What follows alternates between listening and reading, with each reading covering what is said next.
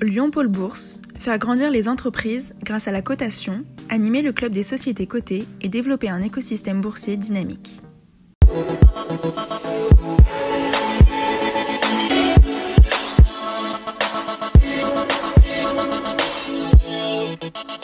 Bonjour et bienvenue dans Bourse et Valeurs pour tout savoir de l'actualité des entreprises régionales cotées sur lyondécideur.com et ses réseaux sociaux. Avec confirmation du bon mois boursier avec un CAC 40 qui a retrouvé son niveau d'il y a un an autour de 7040 points, montant même jeudi en séance jusqu'à 7117 points.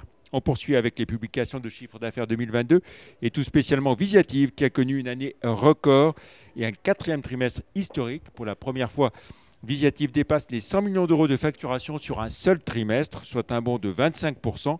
Et sur l'ensemble de l'année 2022, la croissance atteint les plus 21% à 259 millions d'euros, avec une croissance organique de 11%. C'est l'international qui progresse le plus 59%, et dépasse les 36% de l'activité totale de l'entreprise. De Laurent Fiard, en bourse, l'action Visiative à 35,50 € progresse de plus de 31% depuis le 1er janvier et de 20,3% en un an. Sur 5 ans, elle affiche un repli de 26%.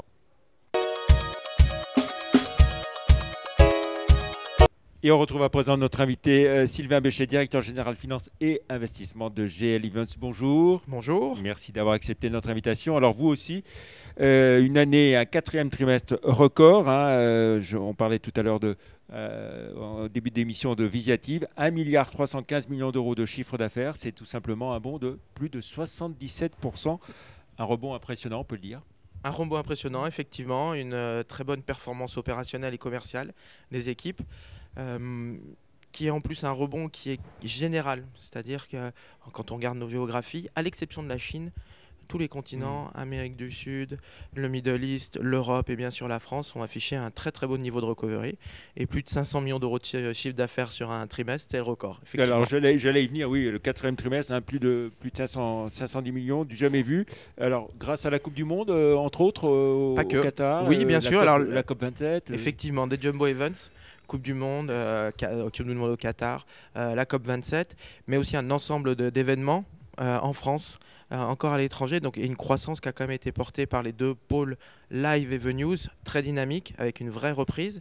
Donc mécaniquement, ça pèse, et c'est vrai que les jumbo events au cours de l'année 2022 représentent un montant de chiffre d'affaires de 235 millions d'euros.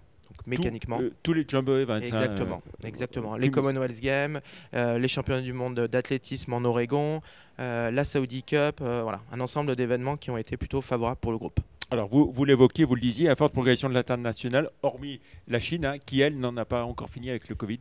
Pas encore, ils sortent tout juste du Covid. On fait 45 millions d'euros de chiffre d'affaires en Chine cette année. C'est bien moins que ce qu'on aurait pu escompter faire, mais eu égard au lockdown que nos équipes ont subi, on s'en sort pas si mal, et maintenant on se projette sur la sortie de crise, parce qu'on est vraiment en sortie de crise maintenant pour nos amis chinois, et on sera dans une année de recovery sur 2023, 2022, que 2 salons, on a pu en fait tenir que 2 salons sur les 8 prévus à l'origine. Donc mécaniquement une année plus compliquée. Alors, vous l'évoquiez, vous le disiez, partout ailleurs dans le monde, des très très belles progressions. L'Europe s'est multipliée par 2, activité multipliée par 2, et aux Amériques, si je puis dire, nord et sud, multipliée par 3. Ouais. Deux phénomènes. L'Europe bien portée et drivée par nos activités du UK, avec les Commonwealth Games, mais tout aussi, notre activité de structure et de location temporaire, très bonne performance. Le rebond aussi des Pays-Bas qui a fait une bonne année, Pays-Bas même on pourrait dire Benelux, donc l'Europe bien orientée, la Hongrie qui confirme globalement sa reprise. Et si on traverse l'océan en Amérique du Sud, le Chili et le Brésil ont confirmé une très bonne année, et on a été agréablement surpris en fait tout au long de l'année du niveau de reprise, notamment au Brésil. C'était tombé très bas, mais avec une vraie reprise dans nos destinations phares, qui est Sao Paulo et Rio. Donc mécaniquement, on est agréablement surpris. Alors vous évoquez aussi la bonne tenue, si on évoque maintenant le bilan d'activité pour vos 3 branches, bonne tenue donc pour Live et Venue, Exhibitions un peu en dessous. Effectivement. On va expliquer avec des mots français. Voilà. Alors l'activité d'organisation de salon un petit peu en dessous pour 2 ou 3 raisons. Voilà. 2 ou 3 raisons. La première raison, c'est le recul de la Chine. mécaniquement. La deuxième raison, c'est que c'est une biennalité défavorable pour nous, c'est-à-dire qu'il n'y avait pas le CIRA, il n'y avait pas la Biennale du livre sur une année 2022. Ça viendra en 2023, même le CIRA s'est déroulé. Et on a aussi nos salons, notamment de la mode, Première Vision, ont un peu souffert. Le niveau de reprise est un peu moins fort. Pourquoi ? Parce que c'est des salons qui sont très internationaux et que le visitorat et les exposants étrangers, Grand Export, ont du mal à revenir. On voit que sur 2023, la recovery sera encore plus forte. Et donc Live et Venue, en français dans le texte, donc... Alors Live, la prestation de service, effectivement, et Venues, les gestionnaires d'espace, ont un très très bon niveau de reprise. Venues, en plus, on a travaillé que sur 11 mois sur l'année 2022 parce que le mois de janvier était encore contraint par la vague de Omicron en Covid. Et Live, toutes les activités des grands événements notamment, mais pas que, a aussi bénéficié d'un niveau d'activité corporate, séminaire corporate, les besoins de se retrouver, les besoins de redynamiser les équipes. Donc ça a été très favorable pour nous. Et puis, il faut le dire aussi, le talent de nos équipes d'aller chercher des nouveaux marchés, des marchés complémentaires sur du non événementiel, ce qui a très bien fonctionné. Voilà. Et puis une accélération très marquée aussi sur, j'ai envie de dire, le virage de la transition écologique, vos engagements ESG très, très importants. Effectivement, on a formalisé, globalement c'est déjà un petit peu dans l'ADN du groupe, dans le sens où on est très présent dans les territoires, on fait vivre des communautés, nous faisons travailler un certain nombre de sous-traitants, et donc l'écosystème de l'événementiel était déjà présent.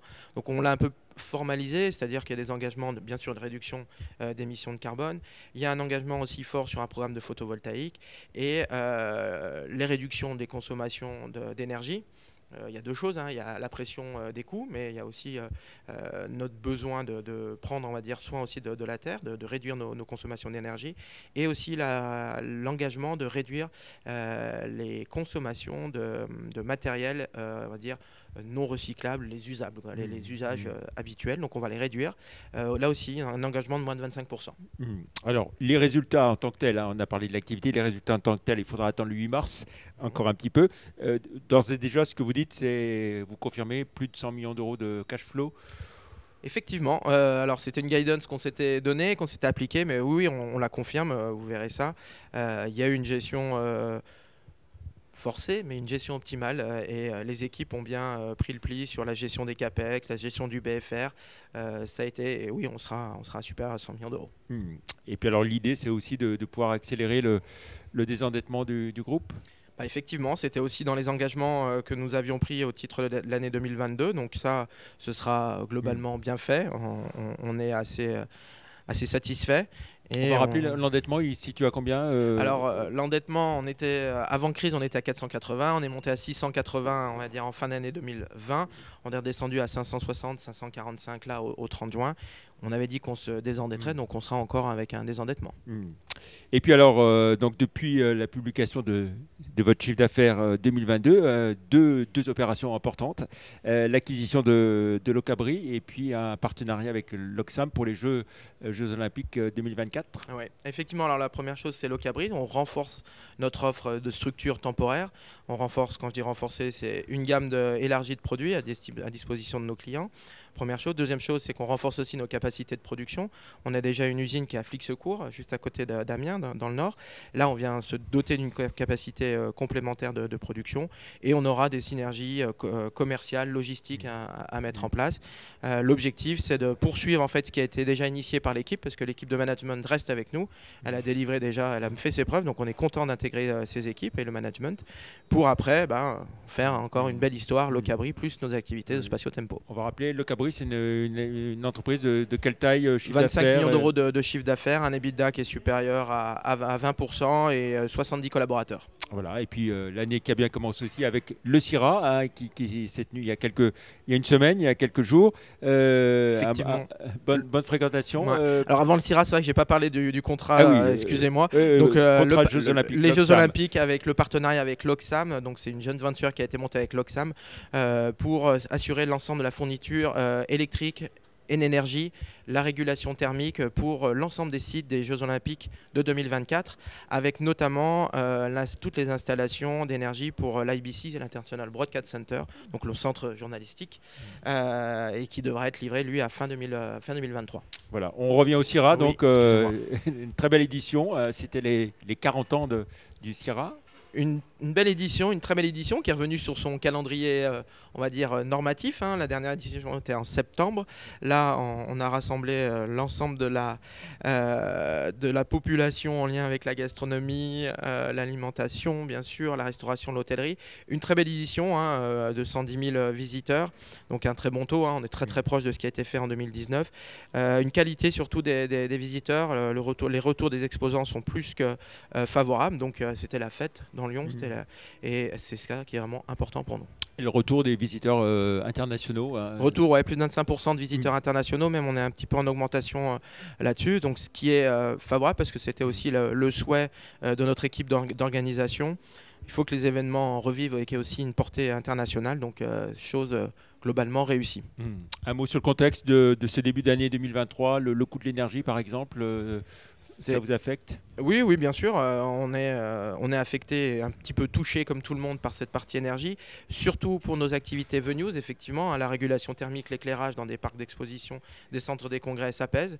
Donc raison de plus d'accélérer sur le plan de réduction des consommations, parce qu'on sait qu'on aura une hausse des coûts.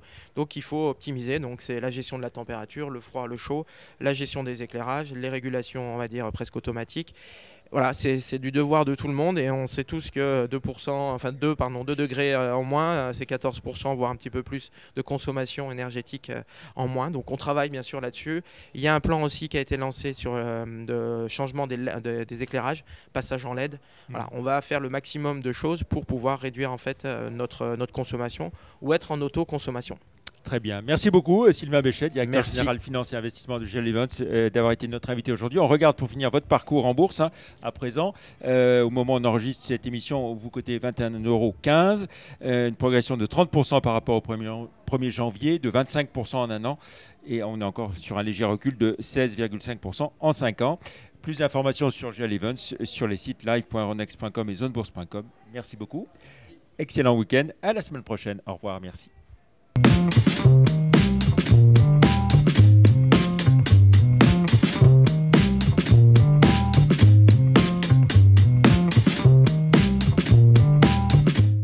Retrouvez les enregistrements et informations de marché sur les sites de Zone Bourse et d'Euronext.